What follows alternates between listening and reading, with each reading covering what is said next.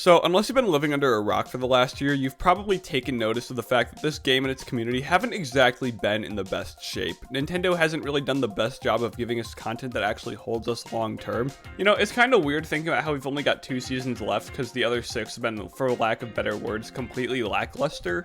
Say what you want and think what you want about the state of the game right now, but hindsight's 2020, and year 1 of Splatoon 3 definitely could have been better. What I've noticed in my own community and on Splatoon Twitter in general is that quite a lot of people are saying that they're ready to put Splatoon 3 down for good if side order isn't good. I don't think I've seen the community in this state before. I mean, normally this community is ready to jump on anyone mildly criticizing their beloved kids game, but nowadays I see a lot more people having the ideas that I talked about a year or two ago that were seen as crazy at the time. In my opinion, Splatoon's honestly never really had all that great of a campaign story-wise. Don't get me wrong, the gameplay's always been top-notch, but really, I think we all saw the Tartar actually being evil and Grizz actually being evil thing from like a mile away. I think it's pretty safe to say that we as a community are really hoping for a campaign that actually goes about telling a good story. Splatoon's got the lore side down pretty good, but we never, or at least very rarely, see them actually go anywhere with the lore that they take all the time to make, and then subsequently hide in Japanese exclusive interviews that can only be found in magazines you've never heard of and only exist in the year of our Lord 2018. Look, side order's got a lot riding on it. Splatoon 3 year 1 didn't push the series as far as it needed to go, not only just in keeping players' attention, but also just living up to the 3 in its title.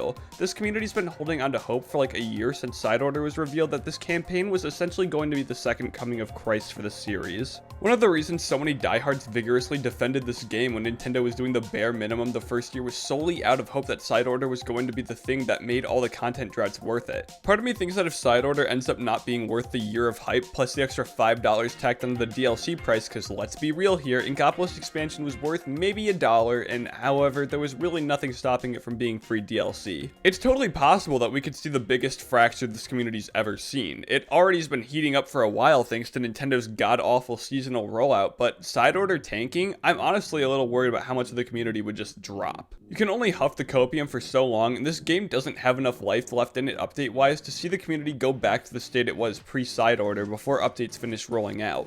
At this point, the inevitable Switch 2 probably coming out this year, there's not a single chance Splatoon 3 gets extra support after its 2 years. However, what I really think is going to happen if side order fails is what can only be described as an absolute nothing burger. I mean, let's be real here. Let's be really real. Nothing really ever happens in this community. I mean, like, people that are gonna dip either way, but odds are the people that are gonna defend this game probably aren't going to be swayed by a bad side order launch. Like, if there's people that can honestly say Splatoon 3 year 1 was good, I don't think anything at this point could even have a chance at changing their minds. I'm just being real with you guys. I think it comes down to more of a personal thing. Have you, the viewer, thought about what changes with your relationship with Splatoon if side order isn't good? Me personally, I've already accepted that 3's not really ever going to be the game I'd hoped it could be, but I've still found things that are worth playing it for. Honestly, my expectations are pretty low. After year 1, the idea of Nintendo quote-unquote trying new things has become more of a scary thought than one that excites me, because they've definitely gotten a rep over the last year of being pretty consistent when it comes to absolutely fumbling new ideas. Hey, remember Squid Surge? Isn't it so cool how useful it is in like every single map?